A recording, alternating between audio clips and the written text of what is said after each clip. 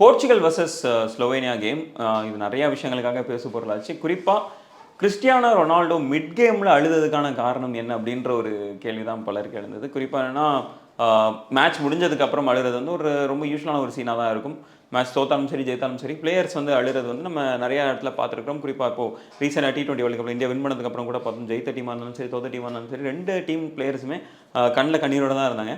But mid கேமில் அழுறதுக்கான காரணம் என்ன அப்படின்ற ஒரு கேள்வி தான் பலருக்கு எழுந்தது. குறிப்பாக இந்த இதில் நம்ம பார்த்தோம் அப்படின்னா ரொனால்டோ வந்து 0-0 அப்படின்ற ஒரு நிலையில் இருக்கும்போது அவருக்கு ஒரு பெனால்ட்டி கிடைக்குது. ஸ்லோவேனியா 0 இருக்கிறாங்க, போர்ச்சுகல் 0 இருக்கிறாங்க. எக்ஸ்ட்ரா டைம் இன்னொரு 10-15 நிமிஷம் தான் இருக்குது. இந்த பெனால்ட்டியில் கோல் போட்டோம் அப்படின்னா போர்ச்சுகல் வந்து நெக்ஸ்ட் குவார்டர் ஃபைனல்ஸ் ரவுண்டுக்கு குவாலிஃபை ஆவாங்க.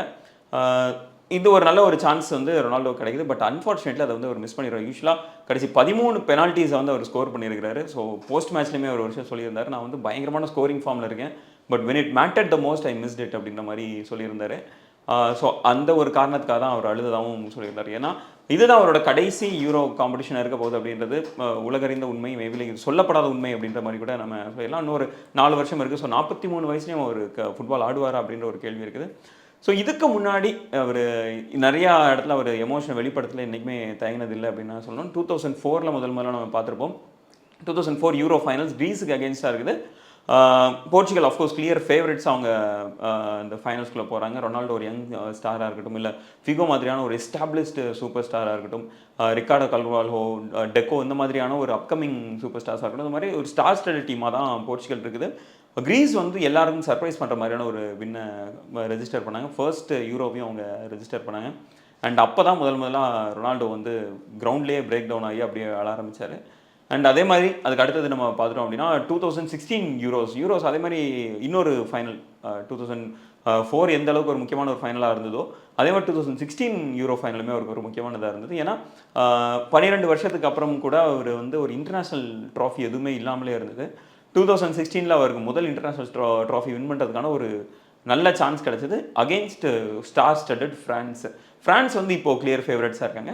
போர்ச்சுகல் வந்து ஒரு அண்டர் டாக். ஏன்னா ஃப்ரான்ஸ் ஆஃப்கோர்ஸ் கான்டே அண்ட் போக்பாவாக இருக்கட்டும், இல்லை கிரீஸ்மேனாக இருக்கட்டும், ஹியூகோ லாரிஸாக இருக்கட்டும், எம்பாப்பேயாக இருக்கட்டும், ஒலிவர் ஜிரூடாக இருக்கட்டும், ஸோ இந்த மாதிரி ஒரு பெரிய ஸ்டார் ஸ்டடட் டீமாக ஃப்ரான்ஸ் இருக்கிறாங்க. அவங்களுக்கு அகெயின்ஸ்டாக ஆடும்போது இவங்களுக்கு டெஃபினட்டாக ஒரு எக்ஸ்ட்ராடினரியான ஒரு பெர்ஃபார்மன்ஸ் தேவைப்பட்டுச்சு. பட் அன்ஃபார்ச்சுனேட்லி மேட்ச் ஆரம்பிச்சு ரொம்ப கம்மியான நிமிஷத்துலேயே ரொனால்டோக்கு இன்ஜுரி ஆகுது. ஸோ அதனால் ஃப்ரான்ஸ்க்கு அகெயின்ஸ்டான அந்த ஃபைனல்ஸில் அவர் விளையாட முடியாமல் போகுது. ஸோ அப்போது ஸ்டேடியம் விட்டு வெளியே போகும்போது அவர் அழுதது நம்மளால் பார்க்க முடிஞ்சது. 2018 UCL அந்த சாம்பியன்ஸ் லீக் அப்போது வந்து அன்ஃபார்ச்சுனேட்டாக ஒரு ரெட் கார்டு வாங்கிட்டார். அவருக்கே தெரியாமல் ஒரு ரெட் கார்டு வாங்குறாரு. யுவென்டஸ்க்காக ஆடிட்டு இருக்கும்போது அந்த ரெட் கார்டு அவர் கேம் முடிச்சுட்டு சொல்லுவாங்க, இதெல்லாம் ரொம்ப ஒரு அன்ஃபேரான ஒரு ரெட் கார்டாக நான் பார்க்குறேன் அப்படின்னு சொல்லியிருந்தார். அண்ட் அஃப்கோர்ஸ் அப்போ வந்து யுவென்டஸில் இருந்த எல்லாருமே சொல்லியிருந்த ஒரு விஷயம் தான், ரொனால்டோ கொடுத்தப்பட்ட இந்த ரெட் கார்டு வந்து ரொம்ப அன்ஃபேராக இருந்தது அப்படின்ட்டு. அவர் அந்த ஒரு அன்ஃபேரான ஒரு டெசிஷனுக்காக, ரெஃப்ரியோட அந்த அன்ஃபேரான டெசிஷன் வந்து அவரோட ஃபியூச்சர் எந்த அளவுக்கு பாதிக்கும் அப்படின்றத கன்சிடர் பண்ணி அந்த இடத்துல ஒரு அழுதையும் நம்மளால் பார்க்க முடிஞ்சது. நெக்ஸ்ட் அஃப்கோர்ஸ் 2022 வேர்ல்டு கப் மொரோக்கோவுக்கு அகெயின்ஸ்டாக ரொம்ப ஒரு ஸ்டார் ஸ்டடட் டீமாக இருந்த போர்ச்சுகல் தான் அது.